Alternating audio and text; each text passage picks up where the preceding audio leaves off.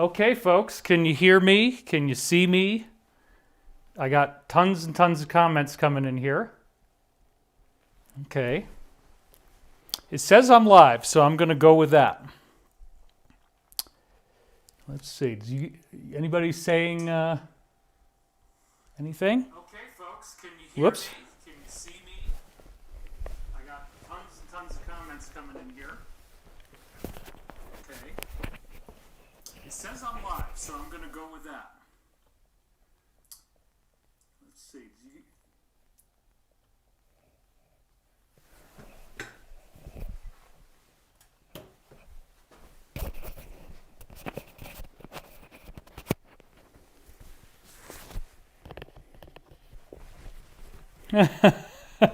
Okay, now you all are going crazy. That's good. That means it works. It came out of my computer, and so here we go. All right, I'll start with the wide shot, because what the heck. Hey, it's your buddy David Wilcock, and let's see how my audio levels are doing. Do I sound okay, everybody? Yeah, it looks good. Okay, as crazy as this is, it actually has worked. It has been an incredible amount of effort to put this show together for you. We had to rebuild the studio in Colorado, and that's where I am right now, at least for until tomorrow, and then I'm going to an undisclosed location. So that's why you don't want to give away where you are until you're leaving. But I'm here right now. And we rebuilt the studio. Not as many camera angles. I only got 2 here, but that's okay. Whew! It's been a lot of work to get to this point. And I might need to turn off these comments because they're going so fast. It's this very distracting visual stimulus over on the left.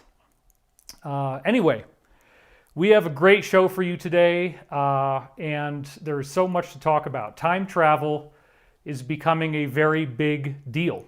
It's becoming a very exciting situation for all of us. Now, you know that I've always been a big proponent of disclosure, and I've always been a big proponent of planetary freedom, planetary liberation. We are dealing with a rapacious, globalist, elite cult that has been controlling our planet for far too long. They do not have our best interests in mind. And right now, we have our first worldwide, easy to understand, easy to solve mystery.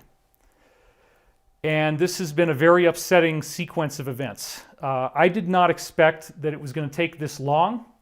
We did get briefings that there were going to be mass arrests happening a lot earlier, and that when those arrests were conducted, that there would be a 3-day shutdown. This is, he's talking about it. Okay, yeah, we've had a lot of stuff about this online. So let's just calm down and relax and understand what's going on here.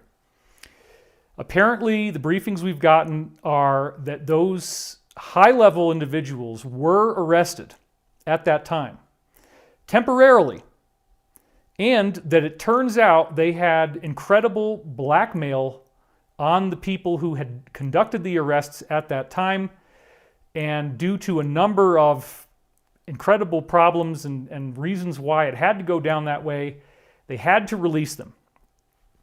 What I did not see at the time is how long this situation was going to drag on. I'm a positive person. I wanted to believe that this would all go over pretty fast and we wouldn't be dealing with anything that intense. But instead, it has been months and months and months of masks and long lines at the grocery store. Now we have apocalyptic fires going on all over the West Coast, and millions and millions and millions of people protesting all over the world. That's a whole other show I don't have time to do. But the fact is, we are in a very upsetting situation. Of course, you know that. I know that. And I'm not only a reporter about the Ascension, but I'm also a participant, sort of like the old Hair Club for Men commercial. As a participant in the Ascension, I don't always want to be public. We did first of all, we were already planning to do an online live conference right as this thing was starting. We had it planned for a year. We had already worked out what we were going to talk about, all that stuff, and literally right as this whole shutdown started, that was when we wanted to go live and start our live program. As you will remember, and you can go back to it on this channel, youtube.com/DavidWilcock333, I did a series of long videos. Now, I deliberately made sure not to eat before this show so that 5 hours is not going to happen because I will be starving by then. And I also only have, I have a couple exit points on my slideshow. It could either be 130 slides. If I wanted to do a big show, I could go up to maybe 250. That's still not that long, actually. 2 hours, 2.5 hours. So I'm good. It's not going to be 5 hours. You're not going to have to stay up all night. I respect you if you're on the East Coast. I don't want you to stay up past 10, 10:30, something like that. But this is going to be like an amazing movie. When we start digging into these slides, I fully expect that even if you are one of those less than 1% of our audience that actually doesn't like me, doesn't like this information, and you're just here to try to gain some loosh and suck off of all the people who actually want to be here, you might even be surprised. Because I'm not just going to talk to you about hypotheticals and what ifs. I'm going to get into some very specific details that I think are highly relevant that you need to know. Because the situation that we are having right now, I mean, the particulars are very strange, yes. But the overall idea of economic failure, apparent social collapse, social breakdown, was something that I was talking about all the way back in 2009. And another very pertinent part of this subject is the fact that disclosure is actually happening now, and I'm going to show you some of that the official disclosure has begun.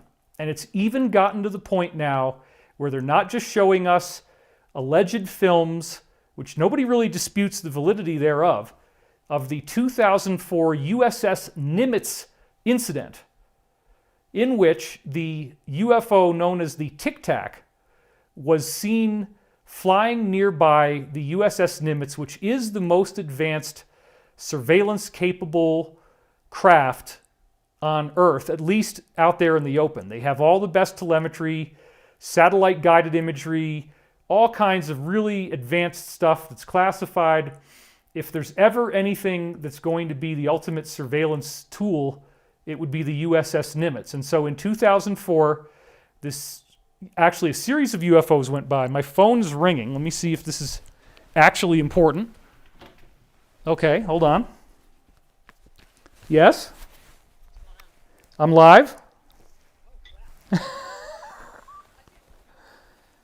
You can't hear me.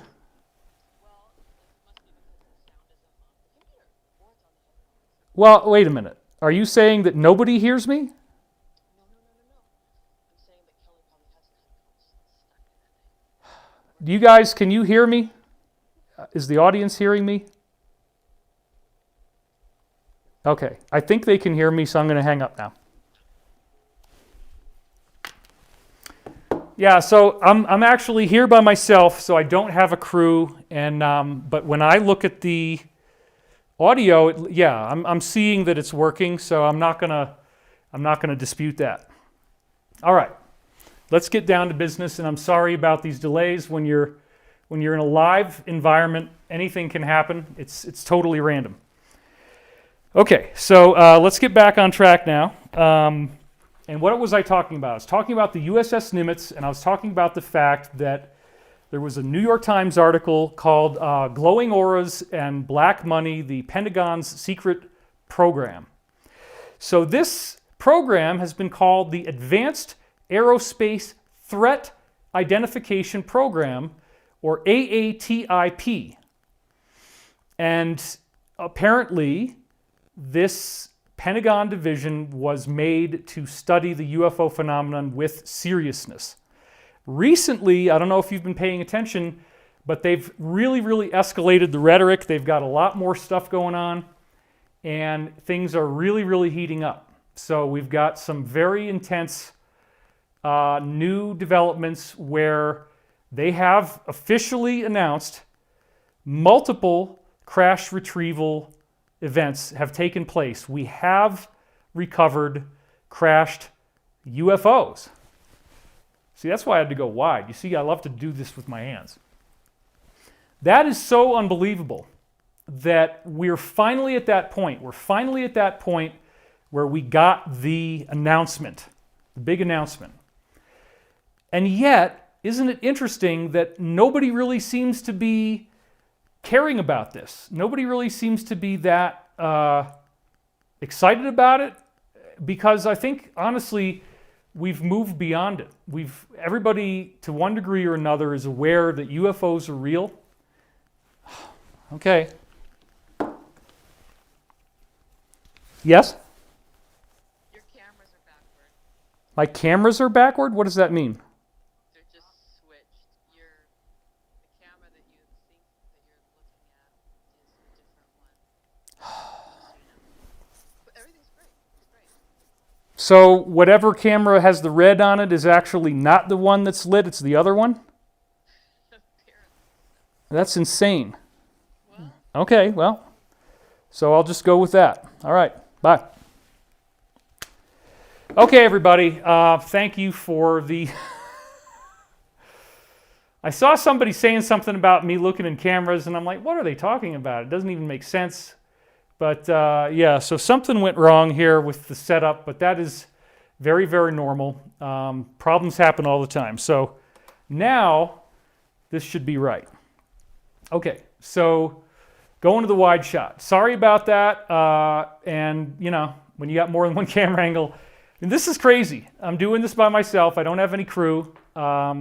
Even figuring out how to do it, conceptualizing the model of how I would work was difficult, but we've got it. So anyway, here we are talking about the USS Nimitz incident 2004 and how this all is unfolding as disclosure is now becoming something that is out there in the public eye. So we've got sound. I'm looking in the right camera now. I'm not like some fool looking off to the side. Sorry about that. You really do not know what's going to happen until you actually go live. And there's always some kind of problem. Something always goes wrong. Something catastrophic, usually. But this isn't that bad. Anyway, there's so many slides and there's so much to talk about. I don't want to spend a whole lot of time riffing before I get into the real meat and potatoes of this talk. I wish that I was happier about the world during disclosure. I wish that there was more to be positive about right now, but it has been very difficult. Blood red skies over Portland. No visibility of the sun over Los Angeles. Wildfires that are raging out of control. And if you have studied the magic letter, and we'll just leave it at that, I would highly recommend continuing to read that. It appears that the most functional site for it right now would be magic letter ANON.pub. And magic letter, you just put the letter in that I'm speaking of. Magic letter ANON.pub. The other one, magic letter MAP.pub, I believe it is not functioning at this time, or it's always going down. And that's the one that actually has the headings on the top. There's a lot of interesting stuff going on. All of a sudden, the media is way out of control. You know, just inundation of these articles about this, painting it in a very, very bad way. And yet, it doesn't really seem to be working. A certain number of people are falling for that. And yes, I will also acknowledge that there are people who have read these things and have studied these things who have done unpleasant, unfortunate, and very nasty stuff. So it's not clean. This is not a clean situation. This whole process of our planetary awakening is extremely messy. And let me also point out that where I'm at right now is a very, very vulnerable position. Why do I say that? I say that because the position that I find myself in today is a position in which with no forewarning and no opportunity for appeals or any of that kind of stuff, my channel could just disappear. And I'm actually treading very close to the line, even by what I've already said. Another David, who's probably the only one out there that has a comparable kind of size of following to me, and a David whose last name starts with I, he got completely deplatformed, you guys. I mean, he lost everything, and they do it all at once, just like what they did with Alex. It all happens at once. Do I agree with Alex? No. Did he say a lot of crazy stuff? Yes. Okay, has he attacked me? Yes. But I'm not going to say bad things about him. All I am going to say is that this is crazy what's going on. And so there has never been a greater risk. You see, I have 423,000 subscribers on YouTube. That's pretty unusual. That's pretty rare. And so that makes me an enormous target if I say anything that could create the grounds for this to just be instantly taken away. There's not going to be an opportunity for me to ever use this particular platform that I'm using right now again. And there's really nothing else like it without spending a lot more money. And then you don't get the exposure, and it's a lot more difficult. So this is a war, and it's a very serious war. And only the information that is authorized is being permitted to be aired. Now, this is all being discussed under the guise of protecting you. I think you're cool enough to be able to handle the truth. I think you're cool enough to be able to decide for yourself what you want to think. Anyway, let me get off of that soapbox because probably I've already said too much. I've had to basically tactically look at the idea that any broadcast that I do could be the very last one. So for that reason, I've been holding my cards and waiting until it was the right time, while also going through enormous psychological and spiritual healing. This is something that we all should be doing. I believe the main appropriate response for the time in history that we're in right now is prayer and meditation, humility, service to others, because we have a culture that has become infected with trolling. And it's being modeled for us by the press on the national, international level, but especially here in the US. I've never seen anything like this. It's highly, highly bizarre. I do believe that all the things that we've heard are true, that there's going to be a disputed election, that the dispute will last for months. And the magic letter has said that there are 80 million, they just did this the other day, 80 million of these pieces of paper that could be put in the mail that aren't real. 80 million. Apparently they have that intel. Do I believe that it's just going to end on the election day? Absolutely not. I think it would be a miracle, a literally divine intervention if it ends that soon. The other problem that we have is that there are very consistent briefings saying that as we head towards this point and afterwards, that all of these negative violent events are going to drastically increase. I do not support violence. I never have and I never will. I don't want you to get involved in any violence at all. That is not what we do. That is not what we think. That is not our platform here. And I hope that anyone who is doing these things would really get down on your knees and get real about what is really going on here. Because you might be doing this stuff thinking that you're doing something good, and there is nothing that can be gained from this. I'm sure almost all of you know that. I mean, it seems that the people who are doing this are a very select, targeted group that has financial backing. And again, I'm like, what can I talk about? What can I talk about where I'm even going to have a channel left after this show is over? I don't know. So I probably, again, said a hell of a lot more than I should have right there. But we all need to be prepared that this is going to take a while, and that we're going to get some indictments before Election Day, but then afterwards is when it's going to happen on a much larger level. Now, the whole idea, there's obviously two perspectives here of what's really going on. And the perspective that is now being shoved on you by the press is new. This is a new argument. They never really paid attention to this before. It's been going on since October 2017, but now all of a sudden you're seeing dozens and dozens of articles per day that are saying the most outlandish stuff, and some people are believing it. So in my view, I think the biggest test that we're all facing, it's a global mystery, it's easy to understand, but it's very, very upsetting to understand. You don't want to understand it because it's really, really painful and it's really, really terrible. So it's an easy mystery, but the real problem is that you're going to have to throw up in order to feel better, right? That's what I've always said. This is very, very difficult. It's very difficult to understand, to even try to wrap your head around the idea that there could be any truth to the idea that you are being lied to on a massive, massive, massive, unprecedented scale, Watergate times 5,000. If you've seen the shows I was doing with Danny and Brinkley, then you'll know, the Lee Atwater paradigm. It's like if there's a U.S. election going on, everything else is related to that, period. Anything you're seeing, anything that's going on, it's all related. And again, when it was safe in April, I said a lot of other things in previous videos, and you can go back and watch those. And yeah, you might need to sit through 5 hours, but they are very, very information-packed and very, very relevant to what's going on now.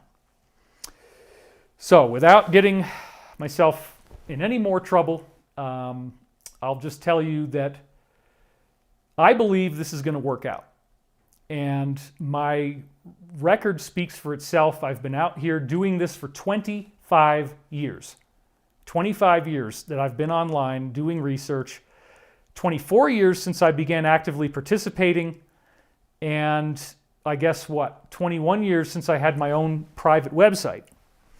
My latest book, if you go to Amazon, you look at the numbers, it's got a 4.8 out of 5-star rating. And the last I checked, it was 496 reviews. That's almost unheard of in any type of book, to have that many. So the new book is called Awakening in the Dream. And it was my hope that you guys would be able to read that and it would kind of tide you over while I was going through some very necessary personal healing that I've had to do. But I think I've made enormous progress. I think there's a lot of stuff that I've really been able to clear. And that's one of the most important parts about where we are right now. Don't get stuck on the external. Don't get stuck on what's all out there to attract you and confuse you. Let's focus on what's going on internally. Because right now we're in a culture of distraction. We're in a culture in which the axiom of if it bleeds, it leads is really out there. And there are some kind of people, we don't know exactly who they are yet, but they're participating in these things. There's rioting going on. There's some really bad stuff that's gone on. Cities burning. It's very, very sad. And I do not support any of this. If I was going to recommend any type of protesting, it would only be under the Gandhi principle. And I would ask you to remember that Gandhi single-handedly got rid of the British who were owning and controlling India. Okay? They owned it. It was a British state, basically. And Gandhi was able to get Britain to leave through nothing but peaceful protests. Did certain people get hurt in the middle of those protests? Yes. Does India think it was worth it in terms of what the final result was that they got out of it? Yes, those people were brave, and they did the equivalent of being soldiers on front lines to address that problem. So you don't solve anything by causing a systematic breakdown and chaos in society. You're not gaining anything. And I think people are really seeing that there's some things that are very disturbing and very wrong. And then I guess I'll say, because what the heck, this is the last video, so I might as well get it out. Hopefully it's not the last video. But this is the most outrageous candidate, the candidate who's running, and I'm not talking about the incumbent, I'm talking about the one that would replace.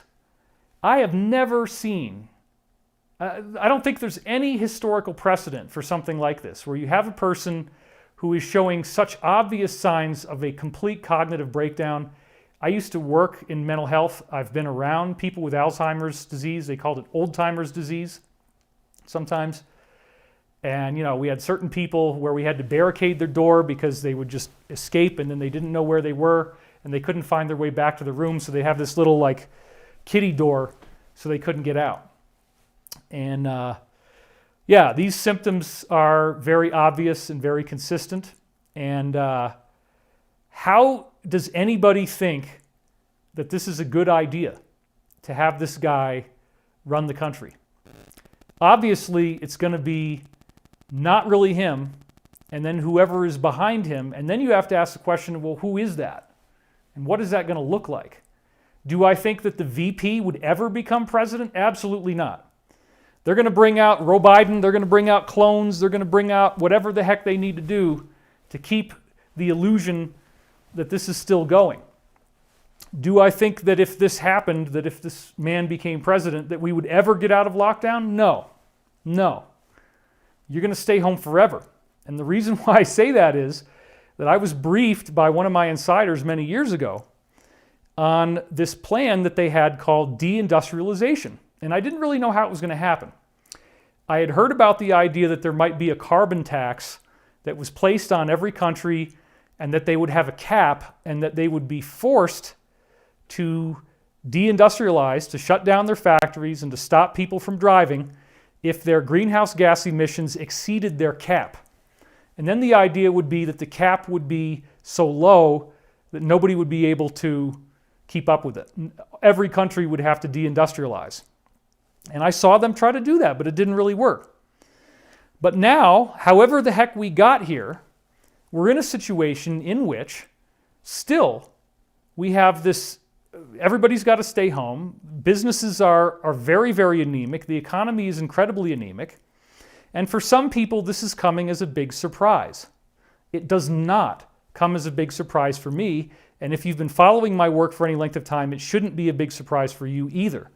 Why? Because I've been out there blowing the trumpet about this stuff for 11 years at least. And I'm going to show you that today.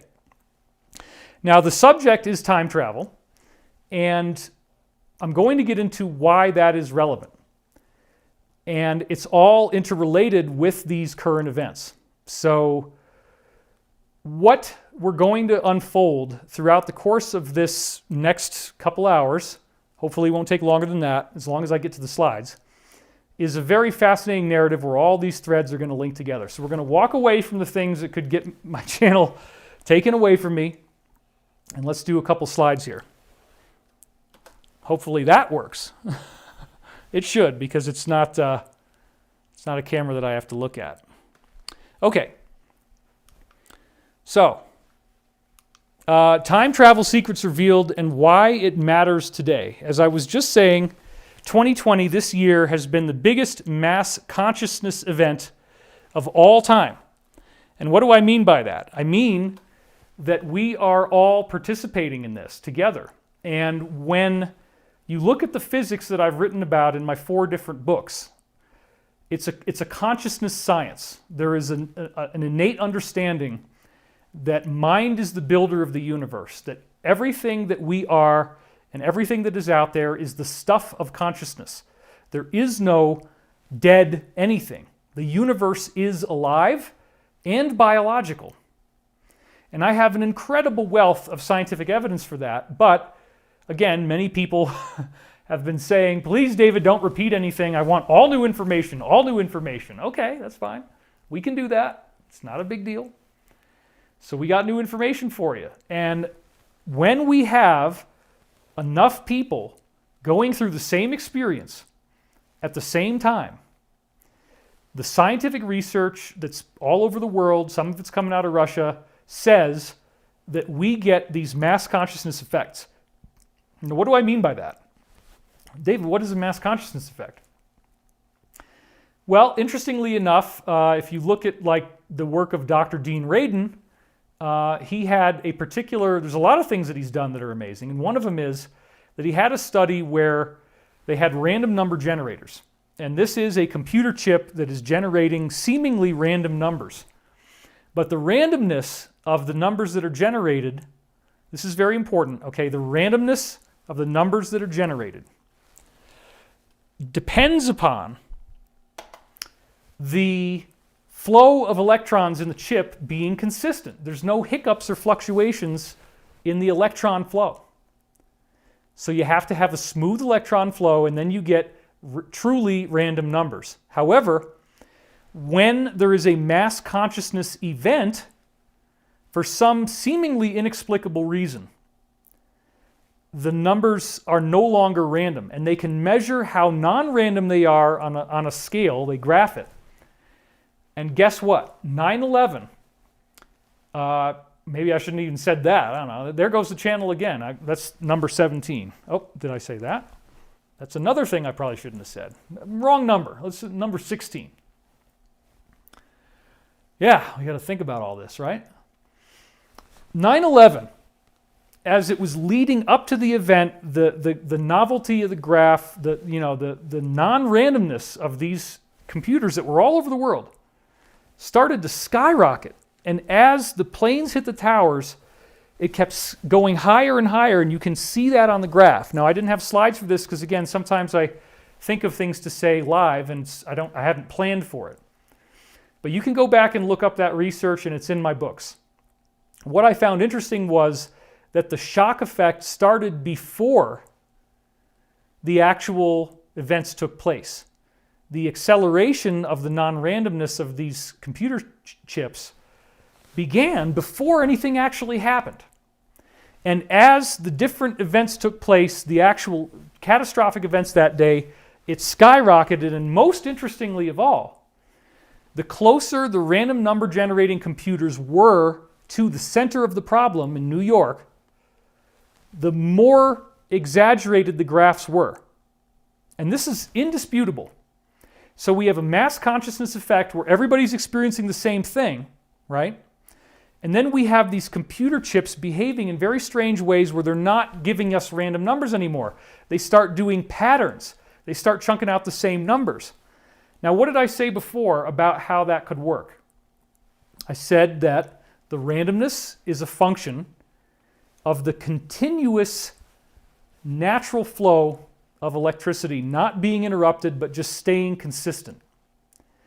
So the only way that you could get non-randomness from a physics perspective is for there to be perturbations or fluctuations in the flow of electrons through the chip. Now, these are micro perturbations. It's not enough to collapse the computer most of the time. Sometimes it does.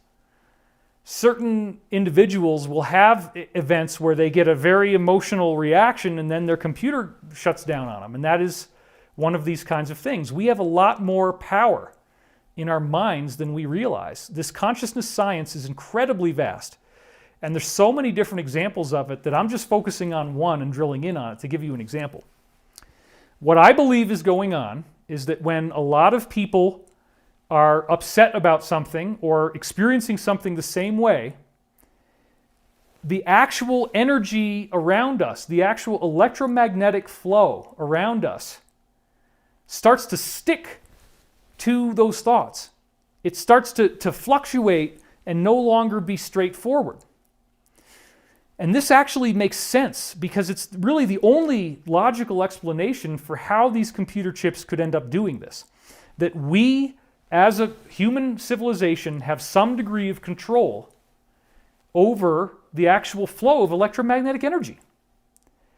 Well, if I said before that the universe is alive and that we're all living in a conscious universe, right? Then what does that mean? That means that our electromagnetic energy is alive. And our electromagnetic energy is a function of consciousness. Okay? So when our consciousness all focuses on one thing, you get these mass effects. Now, the most exciting example of this, of course, is the so-called meditation effect. And it's to me the most fascinating thing ever. 7,000 people working together. These were transcendental meditation gatherings with Maharishi Mahesh Yogi running it, who was made famous by the Beatles. They went out to hang out with him, And then they wrote songs out there, and that's what became the White Album, which was their top-selling album. While they were in India, they wrote most of those songs. The infamous Paul McCartney song, "Why Don't We Do It in the Road?" If you read his biography many years from now, he says that that was when he saw two monkeys in the road, and I'll leave the rest up to you. That was while he was in India. So there was a lot of interesting stuff that happened where they got 7,000 people together meditating on what they call pure consciousness. Pure consciousness is a science that they were teaching, which is how to get to this state of mind where you feel ecstatic unity with the creation. You feel bliss, you feel peace, and it's wonderful. Now, if you get into this uplifting consciousness, which we're going to do, we're going to end this today with a meditation, so we're going to practice this just like we did before. When you do this, what they found is that 7,000 people meditating together under one roof altered the free will behavior of people all over the planet. Now, how did they alter the free will?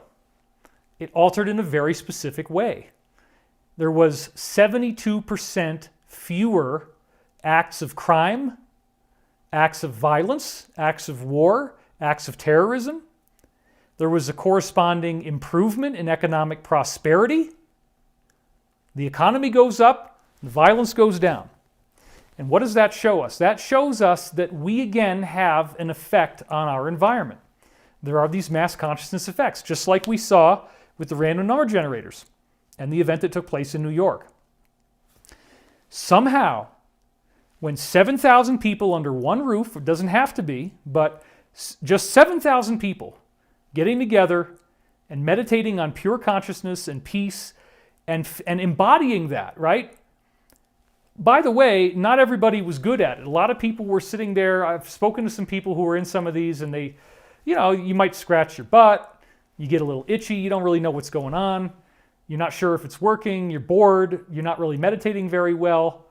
But if enough people try, there's this huge, huge improvement on planet Earth. And I have always said that this is the most important thing we need to know. So because I am very concerned about the community standards here on this platform, I recommend that we're doing this all the time. This is the big thing, folks. This is what it's all about. We have a tool in which we can reduce all of these horrible things and alter the free will behavior of human beings for the positive. In other words, 72% is roughly 75, which is 3/4 of the whole, right? So 3 out of 4 people in the world who would have committed an act of violence, committed an act of aggression, and this includes domestic violence. What's going on behind the doors of your house? What's going on out in the streets? Acts of war, acts of crime, burglaries, robberies, shootings, stabbings, other types of murders. All of it. 3 out of 4 people that would have done something to hurt other people decided to stay home that day, or whatever. Maybe they were out, but they just didn't do anything wrong. They didn't hurt anyone. It's almost unbelievable to conceptualize how that could even be possible. And yet, the science behind this is absolutely irrefutable. Multiple studies, 39 different studies that I'm aware of, were published mostly in the Journal of Offender Rehabilitation, and they definitively proved, after multiple times of doing this, because they repeated it multiple times, that they could rule out weekends.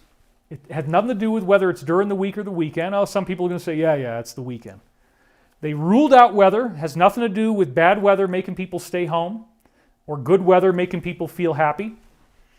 Had nothing to do with holidays. It worked just as well when there was no holiday as if there was. Every single other factor that could account for this amazing global effect was eliminated. Every single one.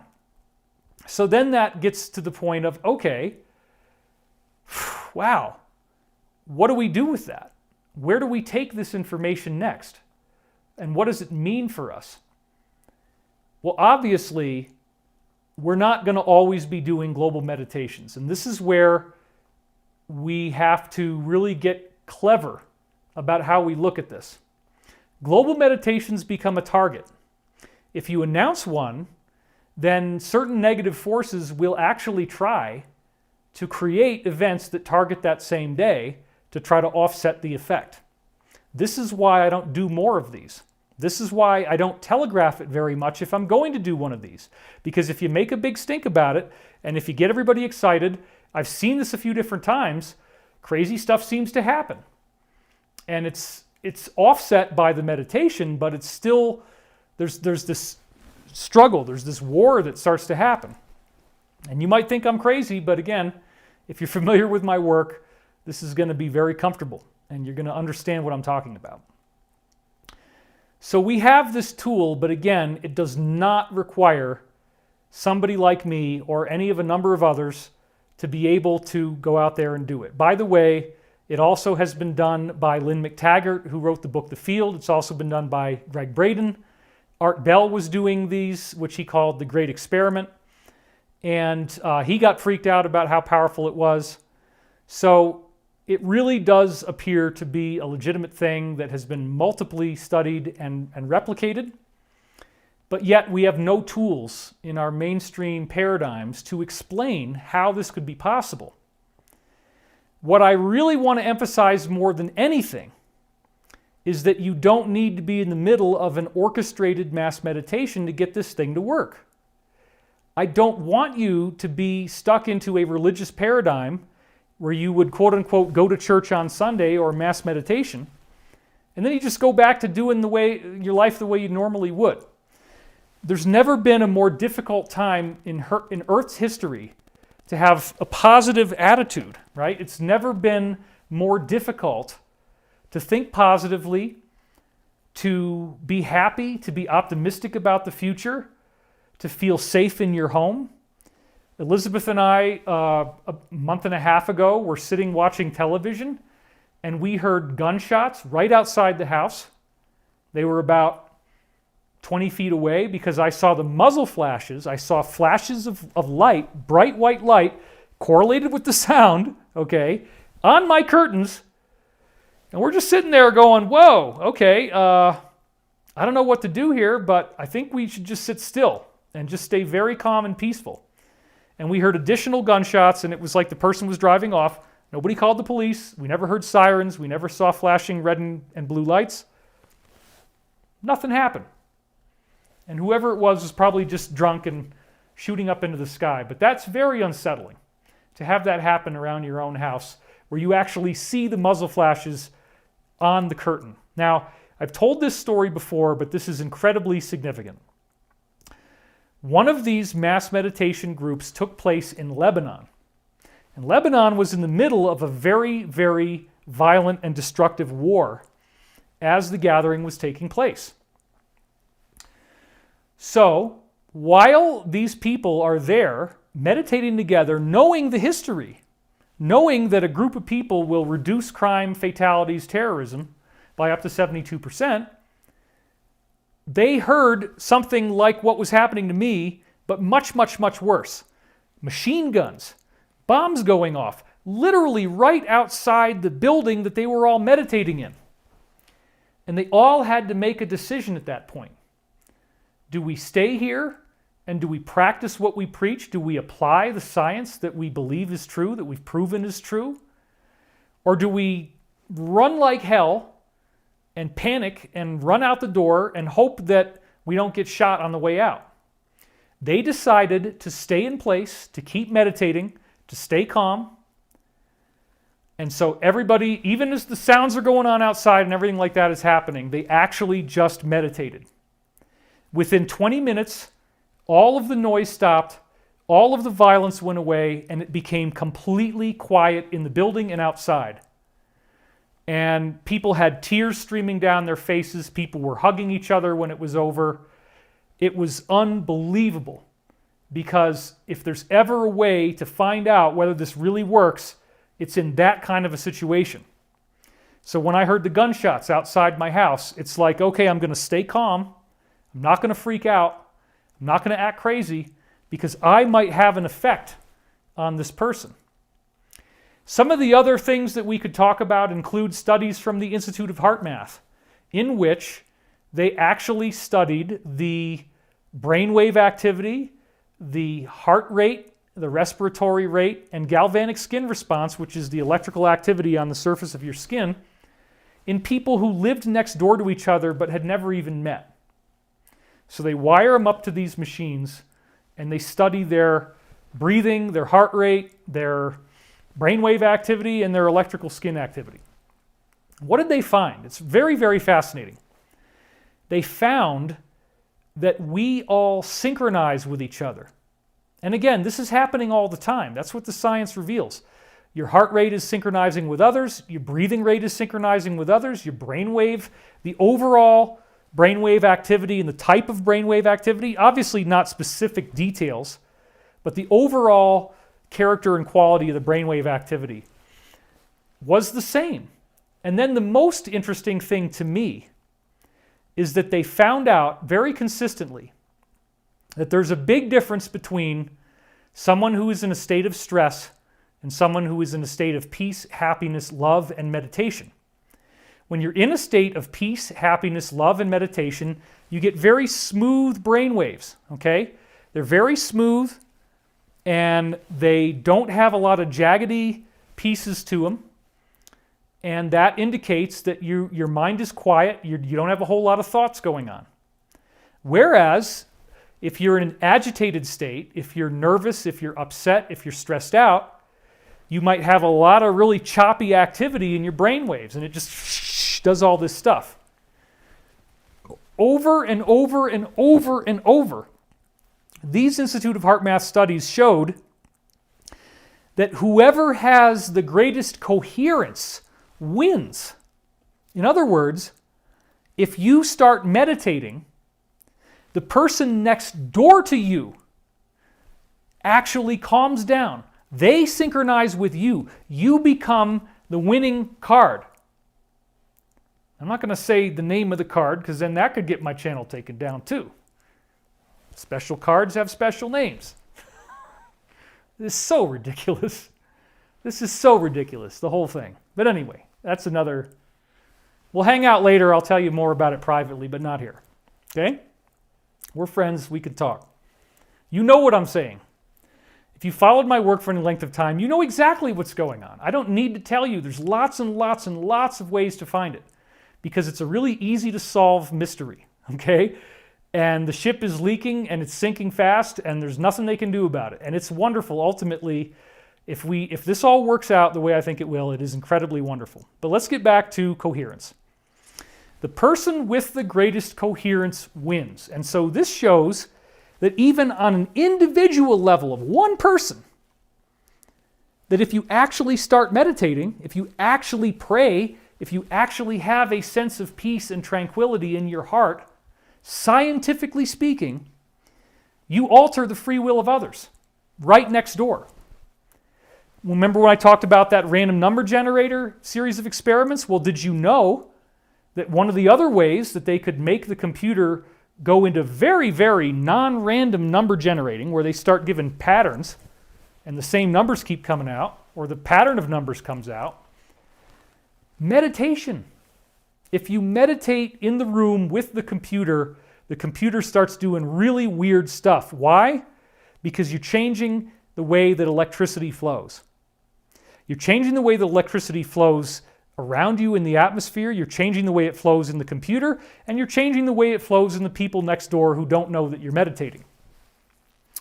Along these same lines, if you have read my latest book or if you followed what I'm doing, I've always talked about the significance to me of a spiritual body of knowledge called the Law of One. Now, the reason why I support this is only because it is so chock full of innovative and amazing new scientific modalities that I was then able to go out there and verify with research that did not exist at the time the book came through L&L Research in 1981. L&L Research. L&L stands for Light Love, okay? And the original team was 3 people. Dr. Don Elkins, who was a PhD physicist, Carla Ruckert, who was his companion, and then Jim McCarty, who moved in with them right before this new contact started in 1981. Now, they had been trying to do spiritual telepathy communication, what they called tuned trance telepathy. You go into a very, very deep trance and you get your mind out of the way, you get your chattering ego out of the way, and allow the words to come through you as they do. This is something that can be taught, it can be studied, it can be practiced. I'm not doing that right now. I started to scratch the surface of it in our last class. Actually, the one before Path of Light, we did Great Awakening. Yeah, I started to talk about that, but again, the dream analysis to me is really the most important practice. Please try to remember your dreams and write them down. And if you do get my new book, you can find out how those dreams analyze into guidance for you.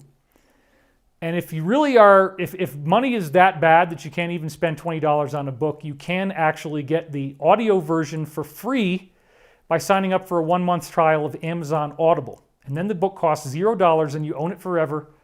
And if you don't like Audible, you can cancel after 1 month or any time within that month.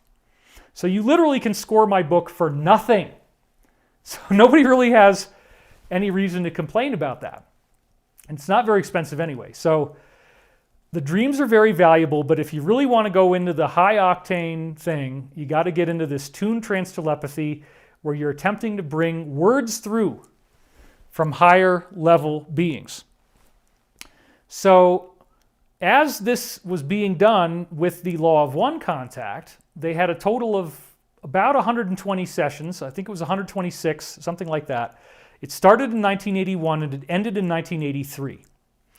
When I found the books, it was 1996, and the story is in my new book, and it just absolutely blew me away because by that point, I had spent 3 years studying the heck out of the UFO field. I emptied out the 000 section in the local libraries. I had read probably somewhere in the neighborhood of 300 to 500 books. I don't really know, but it was around at least 300. And I would buy any new books as they came out, even though I was totally impoverished as a college student, barely had enough money for food. Thank God I had the meal plan. What was I spending my money on? Education for myself. I was getting an education in UFOs. Now, why did I care so much? I've said this many times. You don't want repeated material, but a couple of you might not know this. When I was a sophomore in college, and I had just gotten myself out of a debilitating substance abuse problem, where I was using some alcohol and sometimes binge drinking, and sometimes I blacked out, I think, once. I vomited on alcohol several times. I went to parties where I saw all kinds of crazy, horrible stuff going on. College parties can be really, really gnarly. And I also did take psychedelic drugs. So I didn't have positive experiences on psychedelics. I always felt tuned into the earth and the earth's consciousness and the idea that something is really, really wrong and we're not paying attention to it. I lived through the 1980s in which the threat of nuclear war was omnipresent. We were always not knowing when or if something like that was going to happen. It wasn't until many years later that I discovered that they actually did want to do this because they had a gigantic infrastructure built underground with tunnel boring machines, or TBMs, where they created cities. And it's not like it's just an indoor facility. I'm talking about inside the earth, it's like bubble wrap. There's all these caverns that are 20 to 60 miles wide. And you can live inside these. They have atmosphere. For some, probably, again, consciously divine reason, a divine creator did this. They typically have a bioluminescent bacteria that grows on the ceilings of these domes, which actually gives you a low light. There are civilizations that live in there, and over time, their eyes adapt to the low light conditions, and they get larger and larger and larger. So that explains some of the ET phenologies that we see. So when you have a facility like this, where you have a natural cave underground that actually has light, it also has running water that's drinkable water, and it also has life. They're typically little white things like you would see down at the bottom of the ocean. Remember, down in the Mariana Trench, they have silicon-based life that's not even carbon-based at all. Totally different type of life that grew down there with no light and extraordinary cold. So apparently these caves are very common, and you can go in there, and probably all those little guys that are alive in there don't really do very well, but I don't think most people care. You know, we're talking about the military-industrial complex, which in the past hasn't necessarily had the best track record. But what you can do is you can actually terraform it and make it into a city. You can grow grass. You can grow trees. You can bring in birds. You can bring in lizards. You can bring, well, there's definitely lizards down there, but that's a whole other discussion. Get it? And they're big. They're 14 feet tall, and they're nasty, and they have sharp teeth. But we'll get into that some other time. Anyway, they build cities with buildings and roads, and they have cars that don't emit any pollution because they don't want to create that down there. You have big, big ventilation fans that duct out air to the outside. Sometimes they'll open the iris a little bit, and it's the same effect as when you blow through a trumpet. You get this terrifying growling noise that has been heard all over the world, and people thought it was the trumpets of the apocalypse or something. No, it's just when they ventilate out of these underground bases. If they don't open it up all the way, it's the same as blowing a trumpet, and then the shaft that the air passes through becomes the trumpet funnel, and it starts to vibrate and make very, very disturbing noises. So you have buildings down there, and there's a whole bunch of people. Beginning in the 1950s, there was something called the brain drain, and according to one of the insiders I'm going to be talking about today, Pete Peterson, 85 million people were brought into this world in which they either went underground or off planet, and they never came back to the surface again. Most of them never came back to the surface, and they were mandated by law to have lots of children. And if you want to see a dramatization of those kinds of cultures, you look at something like Divergent, the movie series. That apparently, whether they did it intentionally or whether it's a telepathic download from our mass consciousness, Divergent is very similar to how these societies work, in which people are assigned different categories. They have different roles depending on what caste they're put in, essentially. And they're forced to have children, which Divergent doesn't really go into that too much. So they would be sitting pretty underground. You know, if you have roughly 250 of these underground facilities, they can flex and hold up to 65,000 people. That's a lot. So everybody's got a ticket down there.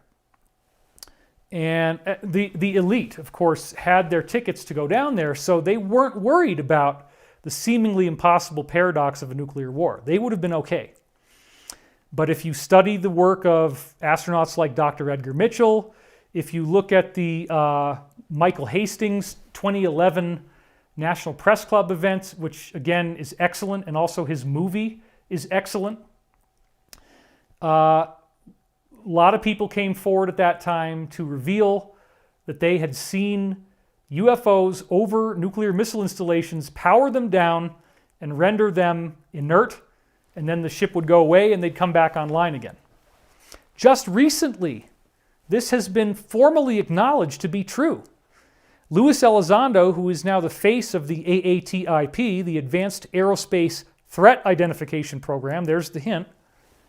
Luis Elizondo said, okay, yeah, we've had these ships come over these nuclear missile installations and power them down, and we find it to be very frightening. Well, I don't know about you, but I'm actually pretty psyched that there's somebody out there who has the consciousness to stop us from having a nuclear war. Because one of the briefings that we got, if you've heard me talk about this, I've heard this from at least 4 different insiders, is that after the fall of the Iron Curtain around 1991, thereabouts, there was a mass event in the world where all of the different nuclear missiles that we had, we as in everybody, doesn't matter what country it was, their warheads melted down, and their guidance systems were so disabled that they were no longer able to fly in a straight line. They just go all around like that. That appears to be part of why Russia tapped out. And we do talk about that in my first movie, Above Majestic, along with this Sri Yantra mandala that appeared in the desert, which I've heard some people try to say it was a hoax, but if it was a hoax, it's an incredibly, incredibly good one. And even if that's true, those people very likely were influenced to make that formation at the time they did so that it would signify this massive change in the world that we didn't get to know about yet. Another thing I really love is if you look at the science of crop circles, which again is way outside the spectrum of what we're going to do in one video here. There was a very, very amazing crop circle that appeared just less than a month before 9/11 and in 2001. And it's one of the biggest formations we've ever seen. It's all, you see the tractor lines and they're 40 feet apart, and it's got like 8 or 9 tractor lines wide. And it's this huge, beautiful, spiraling shape.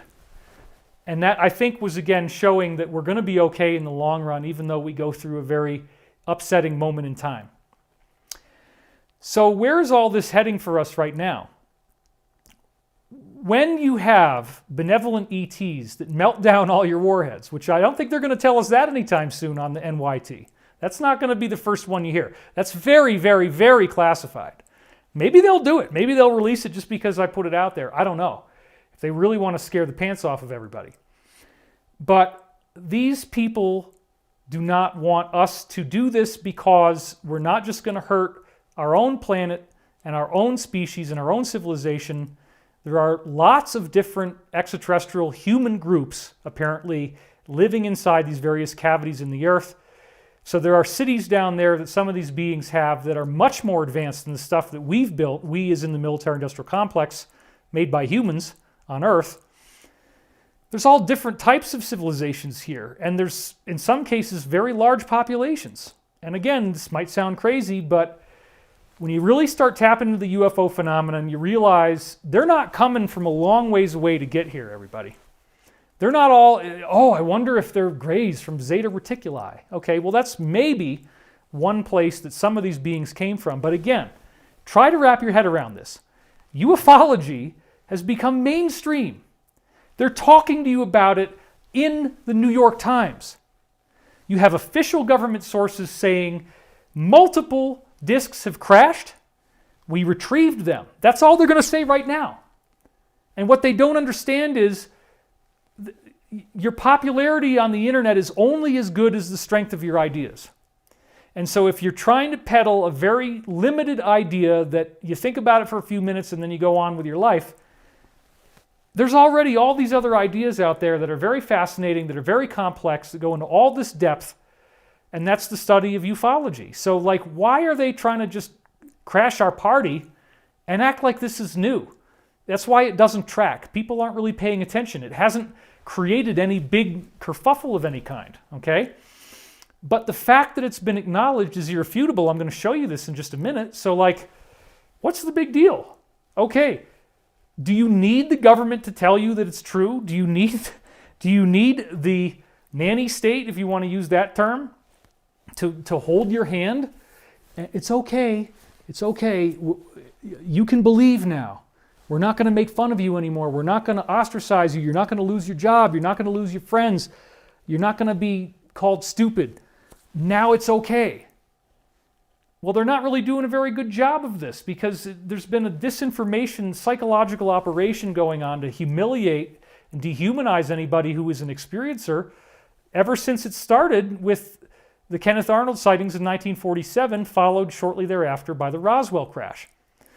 The Roswell crash, it's a fact. Edgar Mitchell, the same astronaut, interviewed over 40 different eyewitnesses to it who had, in some cases, seen the bodies, transported the wreckage. And one of the things that we're going to be talking about, or that we are talking about right now, I don't ever like to say we're going to talk about whatever, is that a being that came out of the ship in the Roswell crash, I'll go wide on this one, a being that came out of the ship on the Roswell crash was holding this box in his hands. And so some of them lived, okay? One of them, I guess, died pretty fast. Another one ended up living for a while, and they called him EB, or extraterrestrial biological entity. For those of you who've studied ufology, this is old and boring, so I'm not going to go into detail. But what you may not know is that EB, or one of his buddies, was holding on to this little box, and they got a hold of the box, and what they discovered was that when you interface with it with your consciousness, these are all consciousness-assisted technologies, the box opens up like the petals of a flower, and then inside is this weird, colorful grid. I think I have a slide where you're going to see this. And then above the box is an image that's like a three-dimensional hologram. And it's beautiful. It's very crisp, very sharp, very clear. And this apparently was the navigation system for the craft. It was a consciousness-assisted navigation system. This is consciousness technology. So you think about where you might want to go in space and ultimately in time. And then the hologram will show you that approximate location. If you decide, yes, that's where I want to go, you will the ship to fly to that location. The ship has a system which, as it turns out, is based in the seat. All you need is the seat from the UFO. This is the Montauk Project, which we're going to talk about later, and my whistleblower. I'm going to give you his real name for the first time and all the stuff that he didn't want me to tell you about himself until he had died. That's part of why I'm doing this, okay? And you're going to see his picture, and this is a world exclusive. Anyway, what he said was that a portal will open up in front of the ship as you think about where you want to go, and then you fly through the portal and you arrive where you need to go. So the cube was some type of navigation system that allowed you to visualize where you want to go, and then you make the decision and you make the trip. But the cube apparently could be brought out, and it's not like they had wires. I mean, come on, it's wireless. So it's sitting there on the dashboard. You think about where you want to go, and whoop, there you go. So fascinating beyond belief, because they discovered very quickly that they could think about the future and they could see the future with the what they called the Orion Cube, or it was also called the Roswell Cube, but mostly it was called the Orion Cube.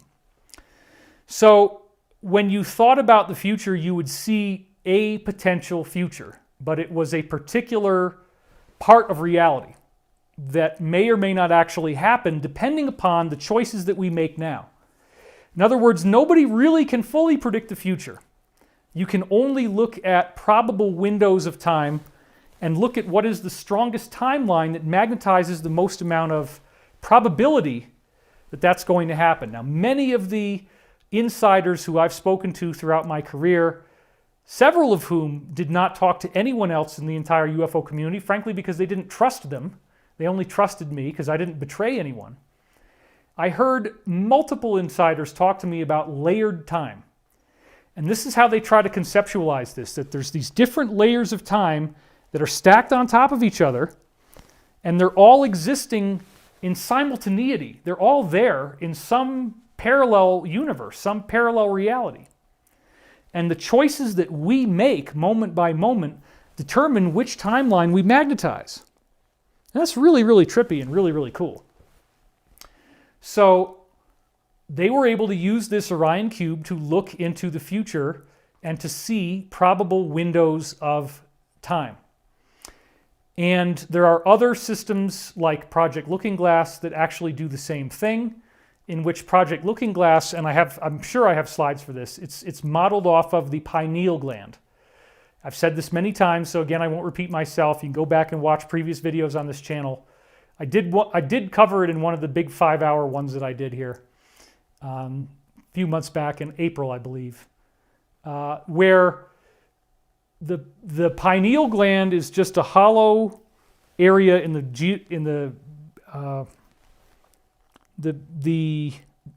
geographic, if you will, or the geometric center of your brain. It's right in the middle. It has more blood flow going through it than any other part of the body, and all that's inside is floating water with little crystals in it. And there's very strong evidence from guys like Dr. Rick Strassman that some of those crystals are dimethyltryptamine, or DMT. So one of the things that I got really excited about was that the man who had made more synthetic DMT than anyone else in the world would dry it out into a dish and he'd hit it with a hammer, and big flashes of color would come out, colored light from the DMT. And it could change. You could hit it with a hammer once and you get blue light. You hit it with a hammer again, you get red light. You hit it with a hammer again, you get yellow light, and on and on and on. Well, there's a very unique name for that in science. It's called piezochromatism, in which you have a compression of a crystal, which then releases light in the form of photons, which in this case can be apparently any color in the rainbow spectrum. And it varies just, I guess, if you really got technical, it would have to do with how you hit it with a hammer and all that kind of stuff.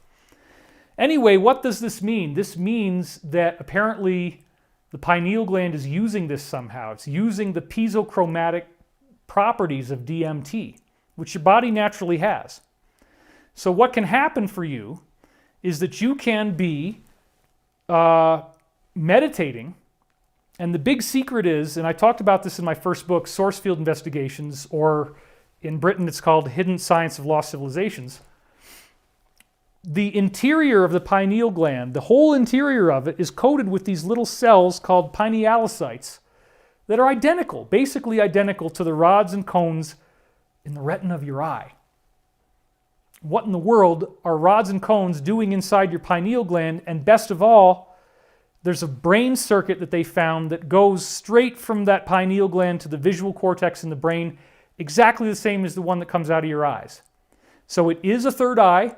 It does have retinal tissue, and it does have crystals inside that at least theoretically can release colored light and send it through into the visual cortex. Now, one of the other insiders I'm going to be talking about today, the late Dr. Pete Peterson, actually described work that he did in secret government programs where with people who are alive, they drilled a little hole in your head and they sent a fiber optic cable inside your pineal gland, and apparently they were able to see the full color visual images coming through your pineal gland before they got captured by the rods and cones and before they got descrambled to whatever efficacy by your visual cortex. You have to close your eyes, you have to meditate, and you start getting these fleeting visual images. Usually when you get something through your pineal gland, it's a snapshot. It takes a lot of training and a lot of discipline to slow that down so that it's not just a split second and you can see it for a longer period of time. If you meditate enough and you practice enough, you can get to that, okay?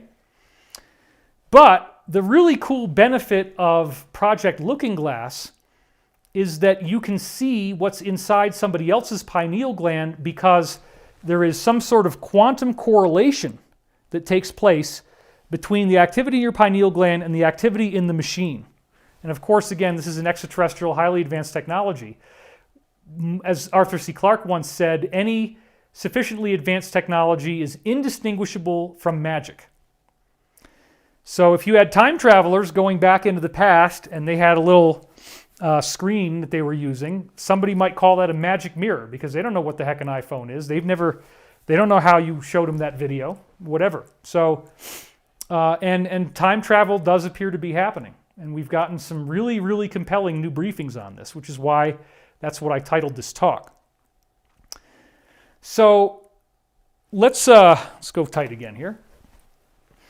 When we look at all the evidence, when we put all the pieces together, the reason why Looking Glass worked is that they had this barrel that was in the same shape as the pineal gland, and inside the barrel was water like they had in the pineal gland. The other thing that I heard, which is sad really, is that the other ingredient to make Looking Glass work is ground up dust. Get a load of this now. You can laugh. I'm giving you permission to laugh, okay? Because that's how you got to access new information if you haven't heard me say this before. Ground up dust from extraterrestrial mummies. Because apparently extraterrestrial physiology, extraterrestrial DNA, extraterrestrial genetics allows for a much higher degree of psychic energy throughput, if you will. It's like the difference between a dial-up modem versus insane fast broadband. So apparently, if you grind up the dust of one of these extraterrestrial mummies, the sheer energetic power of that DNA is what makes this technology work.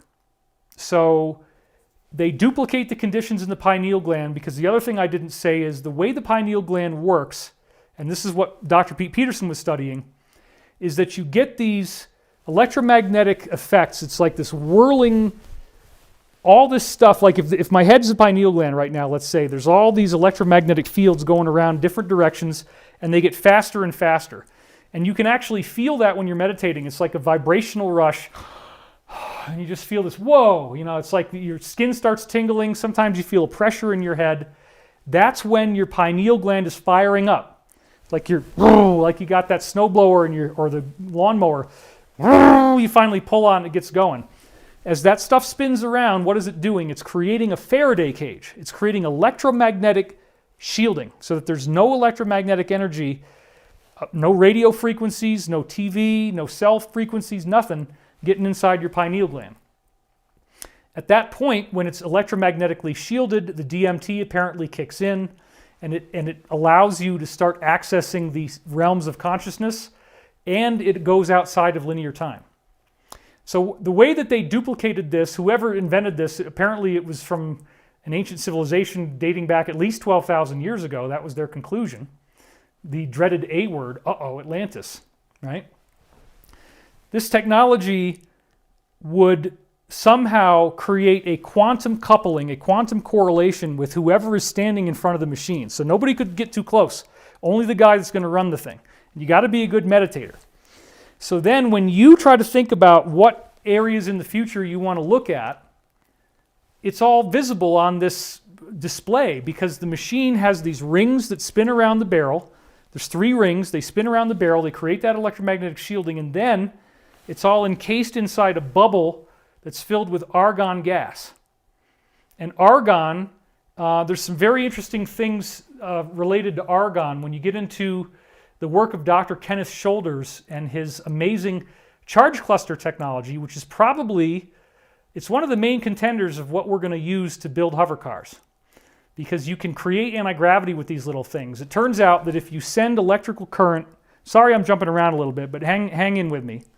If you send electrical current down a needle and it comes off the point of the needle, you get this little ball of energy. And the ball of energy has all these very strange properties that shouldn't happen. It has way more electrostatic charge than it normally would. So it's got much, much greater energy in a much smaller package than it normally would, and it repels gravity. Plus, if you generate these charge clusters and you pass them through radioactive material, you deradiate the material. So when we start using charge cluster technology, we get free energy, because these things, if you generate a whole bunch of them, you get a lot of free energy out of it, more than it seems to take to generate, which is really true. That's just the nature of how charge clusters form. They attract more energy than it takes to make them, and then they emanate that energy. So they generate energy, they generate a gravitational pull that you can either push or pull with it. And they also are, again, deradiating radioactive material when you pass it through the material. So as I've talked about in other videos, I'm not going to run through all of it again. There have been these declassified patents filed by a man apparently named Salvatore Pais, and they are for a device called the HAUC, H-A-U-C, Hybrid Air Underwater Craft. And it's basically a flying black triangle, and the patent describes exactly how to build it and says that it is anti-gravitic. And in the other videos I've done, we have compelling evidence that they've already built these, they know how they work. And Salvatore Pais also patented a compact fusion reactor that's all these little needles that whirl around, which is how you make charge clusters, okay? And that is a power system you could drop in the thing. The other thing I talked about before is that the HAUC craft is like a peanut. So there's a nut inside and then a shell on the outside, and that hollow area between the interior hull and the exterior hull, there's all these little needles where they can generate the charge clusters. So you generate them and then you steer them, and by first generating them, you then point them where you want to go, and that's how you get anti-gravity. So because I am working on hover car technology right now, I'm not joking. I'm not going to talk about it until we've got something for you, but we're getting pretty close. Once we get to that point, I can talk a lot more, but several of Pete Peterson's former associates I'm working with on this, and it's very, very real. We expect that once we get financed, hopefully, that we'll have an operational working prototype within 1 year, and that we could go into mass production within 4 years, where you will have a hover car in your garage at an affordable price.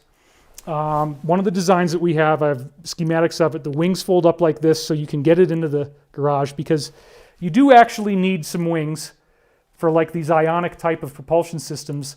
You're shooting an ion cannon out the back, you have the anti-gravity, but you need thrust. So the wings kind of allow you to be what they call a flux liner. You're riding the gravitational flux instead of an airliner that uses air.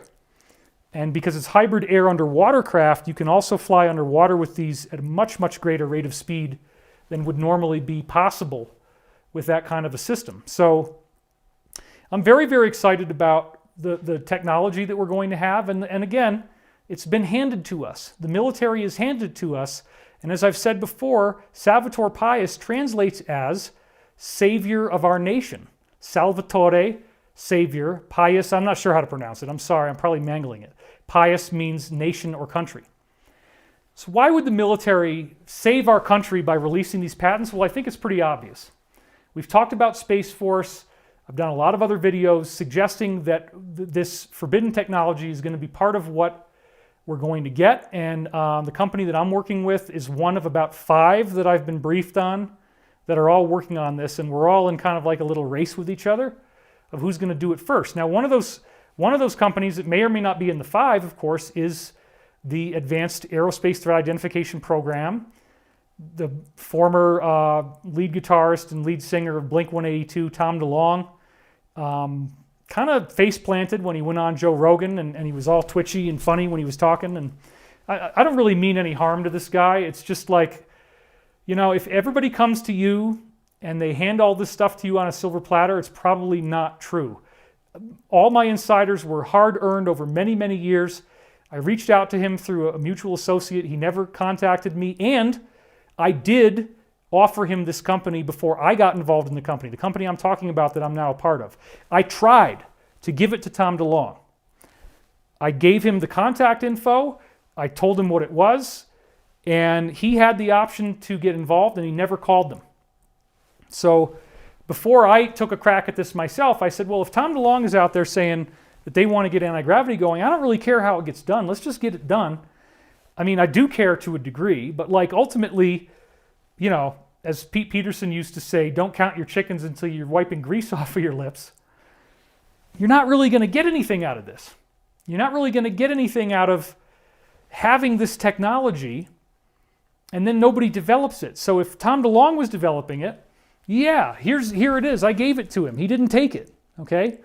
Tom DeLonge sat down with William Tompkins, and he walked out on him in the middle of the meeting. This amazing 93-year-old World War II vet who has a stunning disclosure story. Tom DeLonge got up and walked out on him. That's a fact, okay?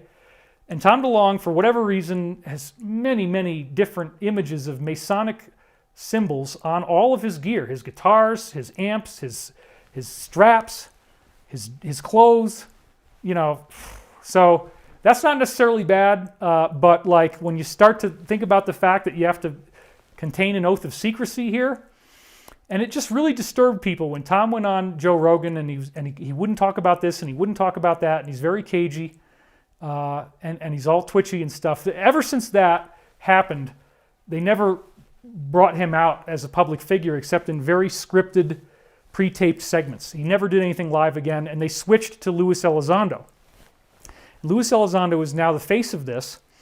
And again, I don't have any intrinsic problem with what they're doing.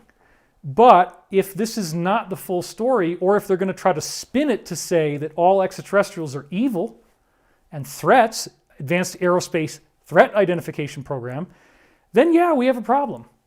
Because the UFO field is so vast. I mean, I've been doing this for so long. There's so many pieces of information I can whip out of my hat and tell a completely different story of how to paint the picture. You know, it's like all these colors I have to play with of what kind of art I want to make when talking about UFOs, because there's so much data. It's just staggering. So anyway, let's go back to the slide again. these, as I said, 2020 has been the biggest mass consciousness event of all time, and these mass consciousness events are leading to the awakening of our collective mind, as I was saying, and you can see that with things like the meditation effect. So if the meditation effect is happening now, and we can start to create that goodwill, then we can steer this thing. We don't have to be feeling powerless against violence. And again, I don't recommend getting all churchy and thinking that you have to do a mass meditation. The real secret is for you to maintain that positivity, whatever you're doing, wherever you are, whatever's going on in your life, just keep that positive focus, stay grounded, stay peaceful all the time. And I understand that it's never been more difficult to do that than it is now. But it's never been more important for you to do that than it is now.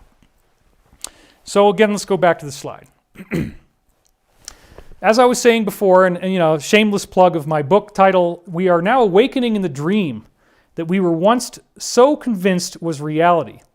The real world is much different than what we are being presented with in the media right now. That's obvious. We've already been talking about that. The truth is being suppressed, censored on an epic scale, and it's a very difficult thing to process. I've talked about the idea that ETs are not all evil. They are the root of all major world religions, world traditions. They're out there, folks. They've been doing this for a long time. They are protecting us. That's why they haven't let us have a nuclear war.